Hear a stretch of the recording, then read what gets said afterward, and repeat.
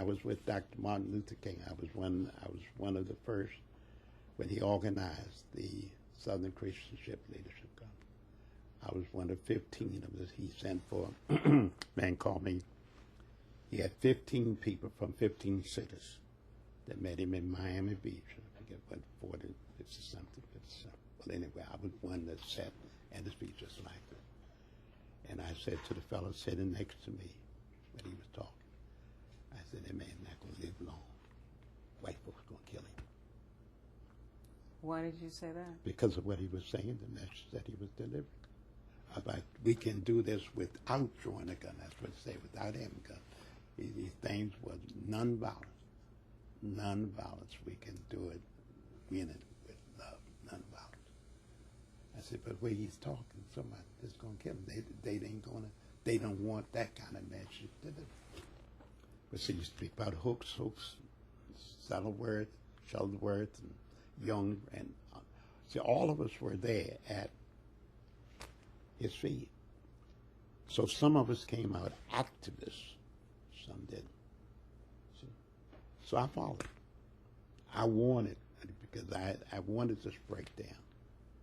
I wanted desegregation, but that's the worst thing we ever had. That's another subject. That's the worst thing that happened to us, desegregation. The worst thing that happened to us was desegregation? Desegregation. Why do you say that? See, I thought desegregation was that we would desegregate, but it didn't say anything about integrate. So my son that was in school in South Arlington was put on, from the 5th grade, I think it was put on a bus and sent 7 miles further up here, somewhere in Northern Virginia, to an all-white school so that there were 1,400 students and 14 blacks. The black teachers who had to leave those schools in South Arlington and Langston had nowhere to teach. That's the reason I said desegregation was the worst thing. They didn't give them jobs. My son never had a black teacher from the 5th grade till he finished college. Not a black teacher. Now, is that now, that was desegregation. See, now we didn't talk about integration. Integration would have been, integrating students and teachers. But that's what didn't happen, and that's the reason I said was the worst thing. So, if I'm understanding correctly, you're saying that desegregation basically has meant, in many instances, that black people ended up being sort of shifted aside rather than given equal. Yeah, I can go into. Right. I can go in just like coming in here. There are nearly 400 residents here. I is the one black man. There's not another black male resident. There are 4 other females, other than my wife, 5 black females, and I'm the only male. Why? Some of the fellas asked, Charles, where can't you find some black men to bring here? I said, nobody gave me a job. I'm not the public relations. Somebody missed out on public relations. That's what I'm talking about. So this wasn't done by just haps. This was done by design. I'm enjoying it. But what I'm saying to you, and another one being built, a hotel, another Jefferson built right down here less than a mile in Clarendon.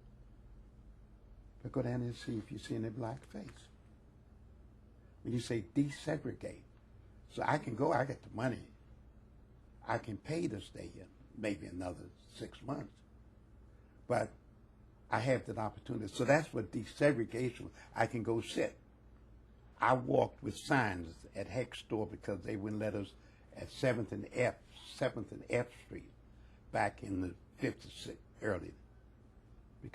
But after they desegregated, I've been at this at the table yet. They wouldn't give me a job.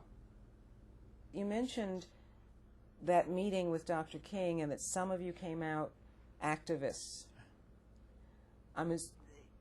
When you came out of that meeting, I assume that you were one of those activists. Not really. I didn't take the lead in doing it. When I called those fellows like Hooks Shuttlesworth, Young, and Fauntleroy. They went to that particular place and I helped Fauntleroy in the D.C. area. But I would not when I say activist, I want, just like I'm talking about now, if I was an activist, I would call every preacher in town, like Martin King did, and have 100 people to assemble at whatever place on Monday morning, and I go to work. I got the school, old chalk, Roy Chalk, to hire black drivers without threatening. I said, if you don't have drivers on Monday, Tuesday, black folks going to be walking. They're going to be riding cars, horsebacks, and walking to work. We're not going to get on a bus or a street. I said, trust me, that's not the morning's joke. That's a promise. So the way, the direction you chose was not the activism that you described that a Shuttlesworth or Fauntleroy or whatever was choosing.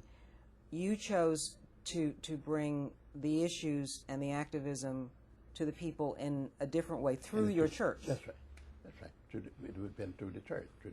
I would call everybody, every church. See, that's what Martin Luther King did.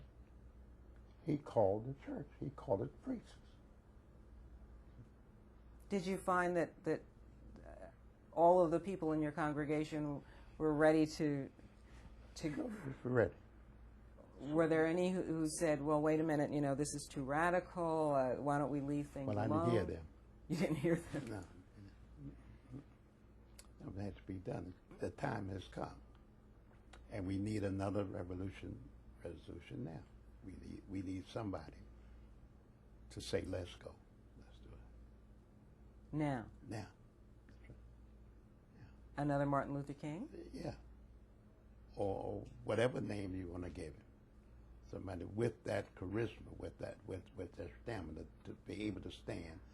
And, if I perish, I perish. But this is what I believe.